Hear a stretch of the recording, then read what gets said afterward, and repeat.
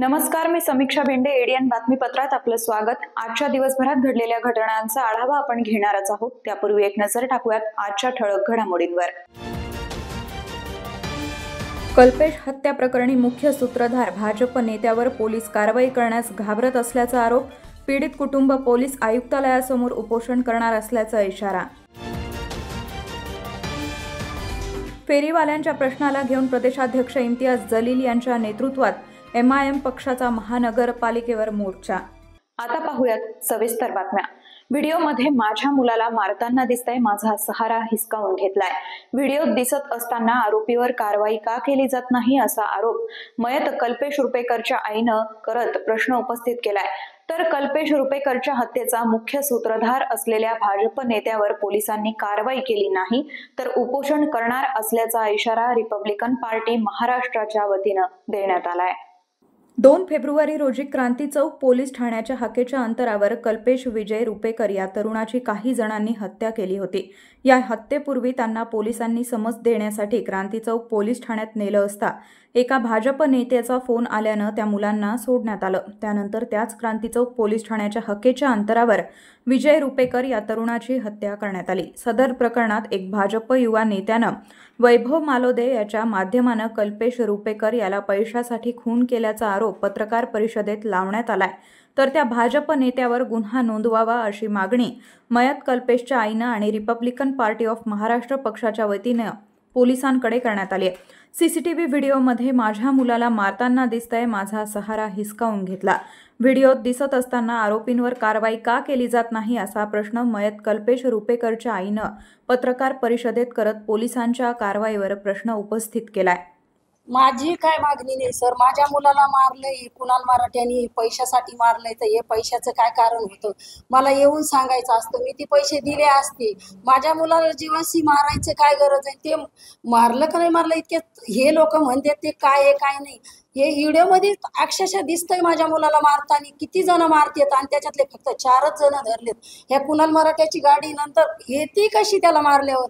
त्याला मारून टाकतात असे गल्लीत ओढून आणि लगेच कुणाल मराठे तिथे येऊन पोहोचतात आणि त्याला मारून टाकून हे लोक घंटाभर त्याच्या पाया पडून तिथं उभा राहतात. माझ्या मुलात काही जीव सोडला असता सर तर माझ्या मुलाला मी इलाज केला नसता का? माझ्या मुलाला का मारलंय, का कशाबद्दल मारलंय मला याची डिटेल पाहिजे सर.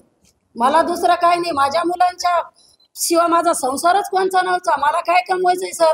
मला ह्या वयात माझं सहारा हिसकून घेतला, माझ्या लेकराला मारून टाकलंय. हे पैशासाठी मारलंय का कोणाचा कशाचा हात आहे का कशासाठी मारलंय? तर याची डिटेल पोलीस कर्मचाऱ्यांनी याची माहिती घेऊन त्या कुणाल मराठ्यावर गुन्हा दाखल करून त्यांच्यावर मोक्याची केस लावायला पाहिजे आणि त्यांना लवकरची लवकर त्याला अटक केली पाहिजे. त्याच्या मागाने सूत्र पकडले पाहिजे. तर कल्पेश रुपेकरच्या हत्येचा मुख्य सूत्रधार असलेल्या भाजप नेत्यावर पोलिसांनी कारवाई केली नाही तर उपोषण करणार असल्याचा इशारा रिपब्लिकन पार्टी ऑफ महाराष्ट्राच्या वतीनं देण्यात आलाय. छत्रपती संभाजीनगर शहरामध्ये 2 फेब्रुवारी रोजी क्रांती चौक पोलीस स्टेशनच्या हाकेवर असलेलं अंतरावर असलेलं ज्या तरुणाची कल्पेश विजय रुपेकर याची जी हत्या करण्यात आलेली आहे आणि या हत्येचं कारण म्हणजे एक पैशाच्या माध्यमातून ही हत्या झालेली आहे.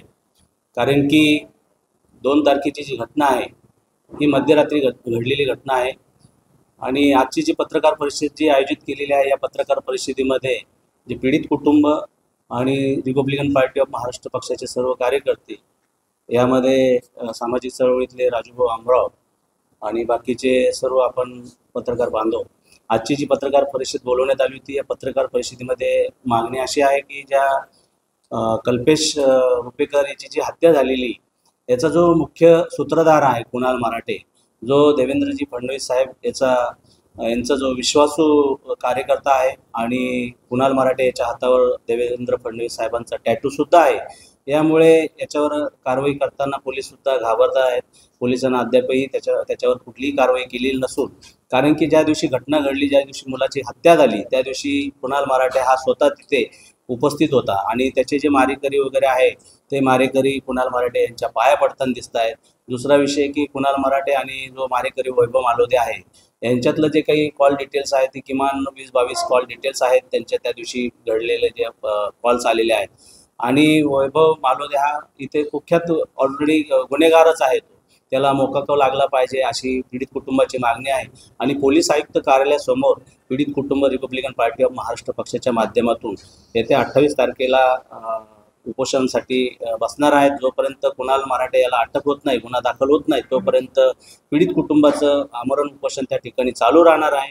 आणि पोलीस आयुक्त साहेबांना आमची मागणी आहे की लवकरात लवकर कुणाल मराठे याच्यावर गुन्हा दाखल करून त्याच्यावर कारवाई करून त्याला तात्काळ अटक करण्यात यावी, यासाठी पत्रकार परिषद बोलवण्यात आली. एक दिवस गावकऱ्यासोबत हा उपक्रम प्रशासनाकडून राबवण्यात येणार असून सर्व वरिष्ठ अधिकारी गावात जाऊन नागरिकांचे प्रश्न सोडवणार असल्याची माहिती विभागीय आयुक्त दिलीप गावडे यांनी पत्रकार परिषदेत दिली आहे. आमच्या 8 जिल्ह्यांचा जो आपला छत्रपती संभाजीनगर जो महसुली विभाग आहे याच्यामध्ये एक दिवस गावकऱ्यांसोबत अशा प्रकारचं एक कल्पना आम्ही राबवू इच्छितो आहे. आणि त्याच्यासाठी आम्ही आठवड्यातला बुधवार हा जो वार आहे तो निश्चित केलेला आहे. आणि प्रत्येक आठवड्यात एका तालुक्यातलं एक गाव असं आपल्या महसुली विभागामध्ये 76 पंचायत समित्या आहेत, म्हणजे 76 ब्लॉक आहेत. तर एका आठवड्यात 76 गावाला आमचे पंचायत समितीचे सर्व अधिकारी व्हिजिट करतील. प्रत्येक तालुक्यातलं एक गाव एका आठवड्याला, अशा पद्धतीने प्रत्येक आठवड्याला 76 गावं असं रोटेशननी पुढे जात असे आम्ही गावात आमचा पूर्ण अधिकारी कर्मचाऱ्यांचा संच जाईल. आणि ढोबळमाने सकाळी 8:30 ते 9 वाजल्यापासून जाईल आणि दुपारी 1-1:30 वाजेपर्यंत एक 4-5 तासाचा संवाद गावकऱ्यांबरोबर आम्ही करू. आणि त्याच्यात गावकऱ्यांचे जे काही छोटे मोठे प्रश्न आहेत ते आम्ही समजून घेण्याचा प्रयत्न करू. जे जागेवर लगेच सोडवणं शक्य आहे ते आम्ही तिथं सोडवण्याचा आमचा प्रयत्न राहील. आणि त्यानंतर ज्याला काही थोडासा पंचायत समितीत येऊन किंवा जिल्हा परिषदेला वरती कळवून ज्याच्यामध्ये निर्णय अपेक्षित आहे त्याचे आपण पुढच्या संचिका आणि त्याचे निर्णय त्या पद्धतीनं पुढच्या काळामध्ये होतील. अशा प्रकारचं आमची जी काही जिल्हा परिषदेची आणि पंचायत समितीची आणि ग्रामपंचायतीची यंत्रणा गावांमध्ये जाईल. प्रत्येक आठवड्याला एका गावामध्ये एका तालुक्यातल्या आणि लोकांबरोबर संवाद वाढवेल, लोकांचे प्रश्न समजावून घेतील आणि लोकांचे जाग्यावर सुटणारे प्रश्न जाग्यावर सोडू. ज्याला थोडा वेळ लागणार आहे ते परत आल्यानंतर त्याच्यावर जी काही प्रक्रिया आपल्याला करावी लागते, तांत्रिक मान्यता किंवा प्रशासकीय मान्यता किंवा जे काही कामकाज करावं लागतं ऑफिसमध्ये येऊन ते कामकाज करून आम्ही नागरिकांचे प्रश्न सोडवण्यावर भर देण्यासाठी खास करून रचनात्मक पद्धतीनं म्हणजे एक स्ट्रक्चर्ड फॉर्ममध्ये आम्ही ही एक योजना राबवण्याचं नियोजित केलेलं आहे. शहरातील फेरीवाले हातगाडीवाल्यांच्या विविध प्रश्नाला घेऊन MIM पक्षाच्या वतीनं मोर्चाचं आयोजन करण्यात आलं होतं. या मोर्चा दरम्यान प्रदेश अध्यक्ष इम्तियाज जलील यांनी त्यांच्या मागण्यांबाबत निवेदन केलंय. ये बताया गया था कि इस शहर के अंदर कई 100 ऐसे हाथ गाड़ी वाले हैं जो टोकरी में अपना कारोबार करते हैं, जो रास्ते के ऊपर बैठ के कारोबार करते हैं. मेरे जितने भी जिम्मेदारान पिछले कई दिनों से आप लोगों की लड़ाई लड़ रहे हैं, एक बात अच्छी तरह से समझ ले, ये लड़ाई अगर आपकी है तो इसका नेतृत्व आपको करना है. हम आपको सिर्फ पीछे से ताकत देने वाले हैं.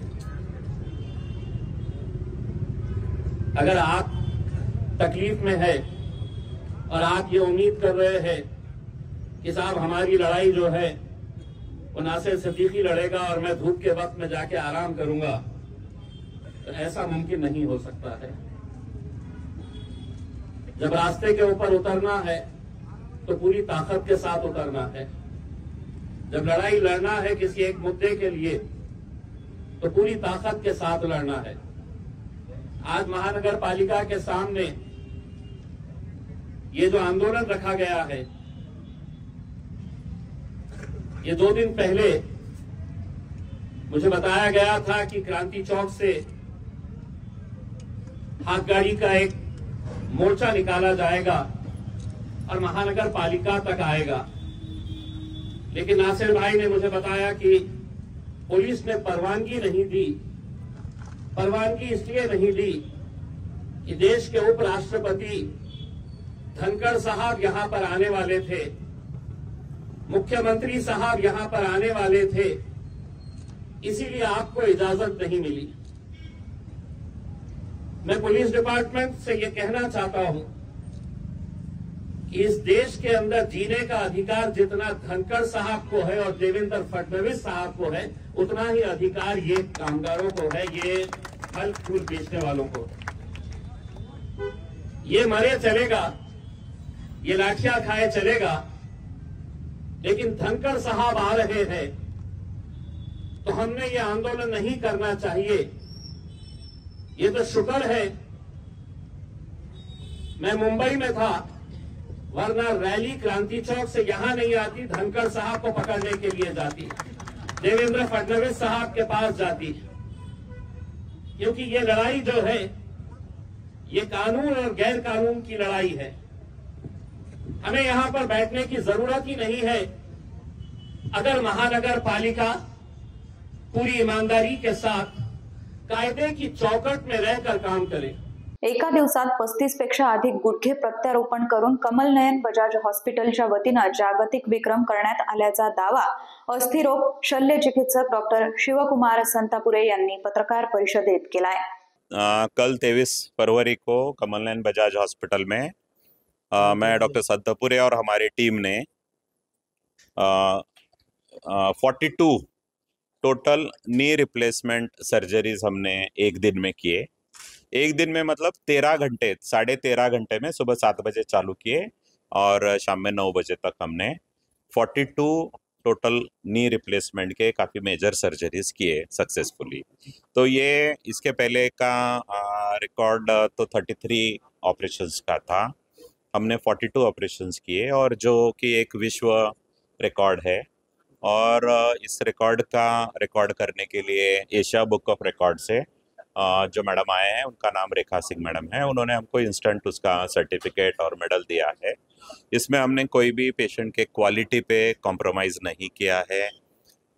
सेफ्टी, क्वालिटी और इस पे कोई हमने ऐसा हरी में किया ऑपरेशन ऐसा नहीं है। इसकी अरेंजमेंट, स्पेशल अरेंजमेंट करके किया है। कल 23 को यहाँ पे बहुत ही बड़ा एक रिकॉर्ड ब्रेकिंग अटेम्प्ट हुआ है और वो हुआ है मेडिकल फील्ड का।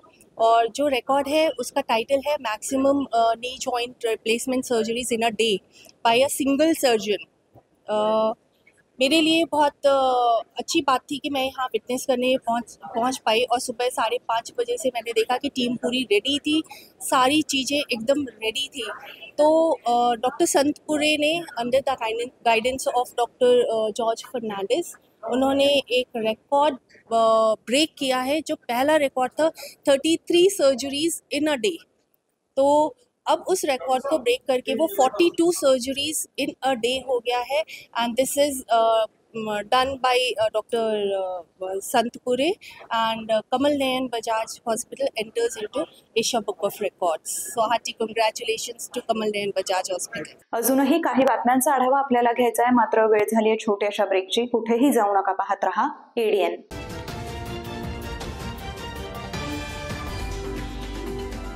अनेकांच्या मनात स्वप्न असते की देशाची सेवा करायची, परंतु काही लोकच योग्य प्रशिक्षण घेऊन ते वास्तवात पूर्ण करतात।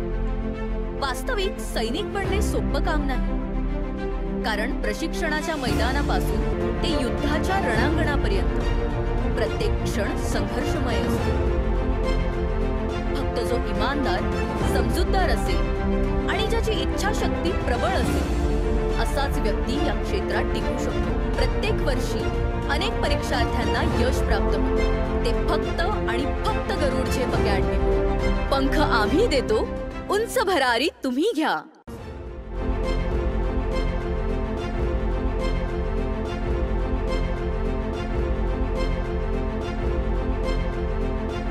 शिक्षण असो किंवा नोकरी, कुठल्याही कामानिमित्त छत्रपती संभाजीनगर येथे येत असाल तर तुमच्या घरगुती जेवणाची चिंता आता मिटली।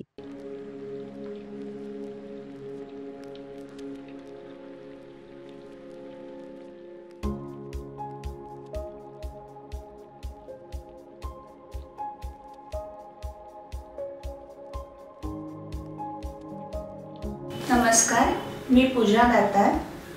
मी रुचिरा स्वयंपाकघर सुरू करून 15 वर्ष झाली। सुरुवातीला रुचिरा स्वयंपाकघर सुरू करताना माझी आवड म्हणून सुरू केलं, पण त्याचं व्यवसायात हळूहळू रूपांतर झालं। रुचिरा स्वयंपाकघर हे स्वतःच्या जागेत 2009 पासून संभाजीनगर खडकेश्वर येथे सुरू आहे। तेथून मला अनेक साऱ्या ऑर्डर्स मिळत गेल्या। एका मोठ्या शाळेचं मला कॉन्ट्रॅक्ट मिळालं होतं। मी रोज 2200 लोकांना जेवण देत होते 5.5 वर्ष। नंतर मी पूर्ण कॉन्सन्ट्रेशन रुचिरा स्वयंपाकघर खडकेश्वर येथे केलं। तेथील फीडबॅक म्हणाल तर सगळी मेडिकलची मुलं जे घरापासून दूर राहतात त्या लोकांना आपल्या घरासारखं जेवण रुचिरामध्ये मिळतं असं प्रत्येकजण आनंदाने सांगत असतो मला। आणि मी तर म्हणते की तुम्ही ते पे करून जेवता, पण ते म्हणतात की नाही, पे हा भाग वेगळा आहे, पण आमच्या शुभेच्छा आणि सदिच्छा जास्त महत्त्वाच्या आहेत। तसंच रुचिरा स्वयंपाकघरात आपण आपल्या घरच्यासारखं अन्नधान्य निवडून, भाज्या निवडून, अतिशय स्वच्छता राखून स्वयंपाक करतो। स्वयंपाकात घरगुती मसाले 80% वापरले जातात। माझा कटाक्ष क्वालिटी मेंटेन करण्यावर असतो, त्यामुळे मी किराणा जास्तीत जास्त चांगल्या क्वालिटीचा आणते। तसंच भाजीपाला जाधव मंडईतून आणते, त्यामुळे ताजा स्वच्छ भाजीपाला मिळतो।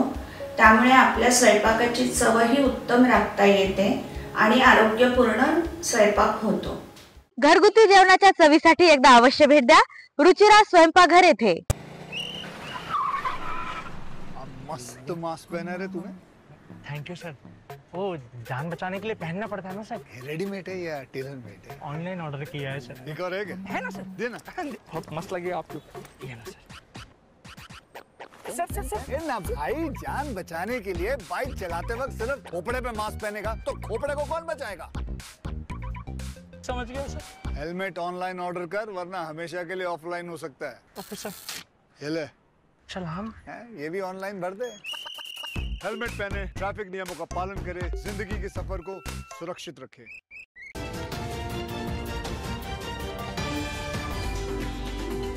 ब्रेक नंतर आपलं स्वागत।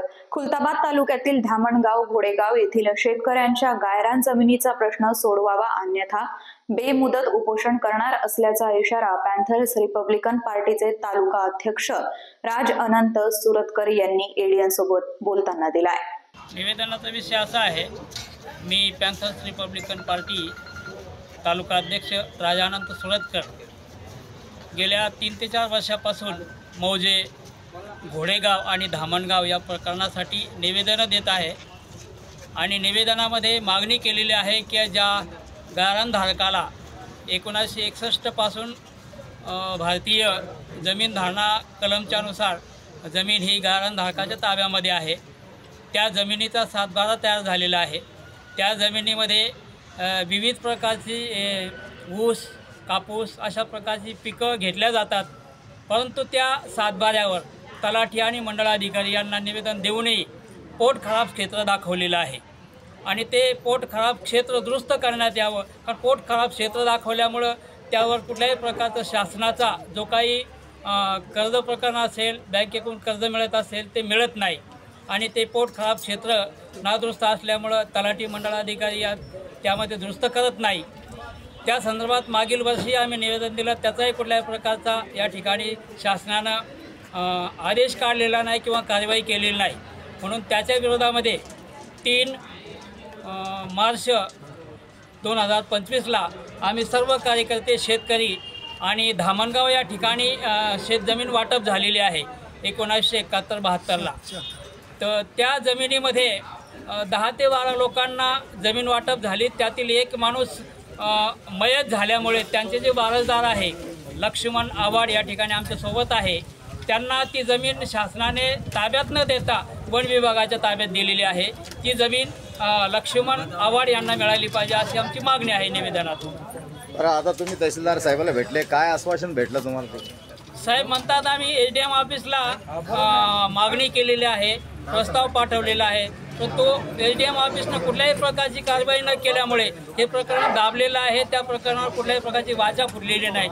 त्यामधून या शेतकऱ्यांना न्याय मिळाला पाहिजे ही आमची मागणी आहे. सिंदखेड राजा इथं नाथजोगी समाजाच्या तरुणाची निर्घृण हत्या झाली असून त्या प्रकरणातील आरोपीला फाशी झाली पाहिजे अशी मागणी ऑल इंडिया पॅन्थर सेना राष्ट्रीय अध्यक्ष दीपक केदार यांनी केली आहे. सिंदखेड राजामध्ये नाथजोगी समाजाच्या तरुणाचं क्रूरपणे हत्याकांड झालेलं आहे. हे हत्याकांड करणारा मुख्य आरोपी हा सराईत गुन्हेगार आहे, नशाखोरी, आणि यातून हे हत्याकांड झालेलं आहे. अद्याप हे समजत नाही की कोणत्या कारणामुळे चंद्रपाल शिंदे या नाथजोगी समाजाच्या आमच्या तरुणाचं हत्याकांड झालं. क्रूरता एवढी भयंकर होती की शेतामध्ये त्याचा गळा आवळून अनेक वार करून त्याचं हत्याकांड केलं आणि पोत्यात मृतदेह टाकून मोतीबाग तलावाच्या बाजूला फेकण्यात आलं. हे सगळं एक आरोपी करू शकत नाही, तर त्याच्यासोबत अनेक सहकारी असावेत. त्या अनुषंगाने पोलिसांनी तपास करावा अशी कुटुंबाची आणि आमची सुद्धा मागणी आहे. दुर्दैव आहे, राज्य सरकारला आम्ही मागणी करतोय, आव्हान करतोय की सिंदखेड राजा ही माता जिजाऊची जन्मभूमी आहे आणि माता जिजाऊच्या जन्मभूमीत जिजाऊच्या स्मारकापासून 200 मीटर अंतरावरती 3 दारूचे दुकान आहेत आणि संपूर्ण सिंदखेड राजामध्ये जन्मभूमीच्या अस्मितेच्या केंद्रामध्ये जवळपास 15 ते 16 दारूचे दुकान आहेत आणि राज्य सरकारचे शासकीय 3 दुकान आहेत.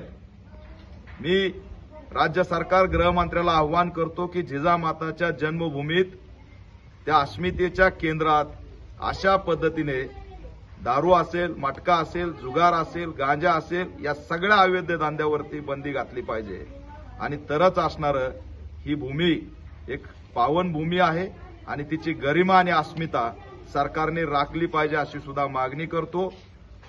या ठिकाणी आरोपीला फाशी झाली पाहिजे, उर्वरित आरोपी अटक झाले पाहिजेत.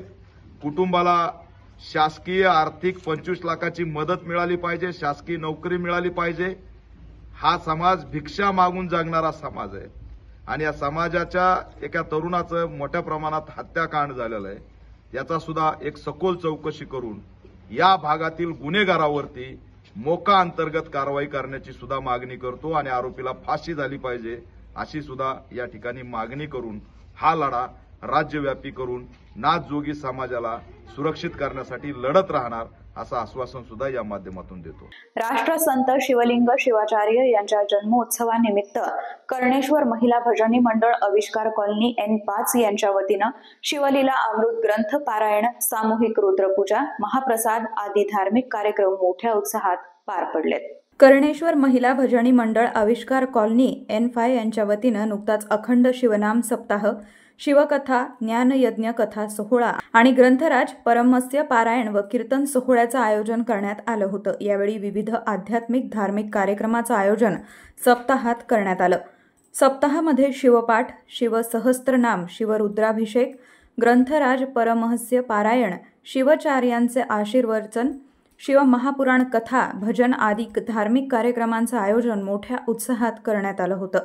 या अखंड शिवनाम सप्ताहानंतर राष्ट्रसंत शिवलिंग शिवाचार्य यांच्या जन्मोत्सवानिमित्त शिवलीला अमृत ग्रंथ पारायण, सामूहिक रुद्रपूजा, महाप्रसाद आदी धार्मिक कार्यक्रमांचं आयोजन करण्यात आलं होतं. यावेळी समाज बांधवांची मोठ्या प्रमाणात उपस्थिती होती.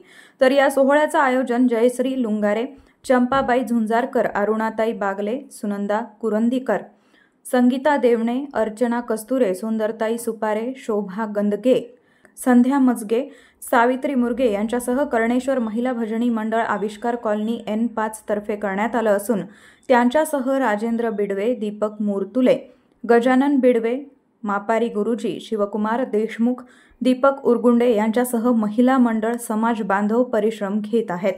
शेवटी परत एकदा एक नजर टाकूयात आजच्या ठळक घडामोडींवर.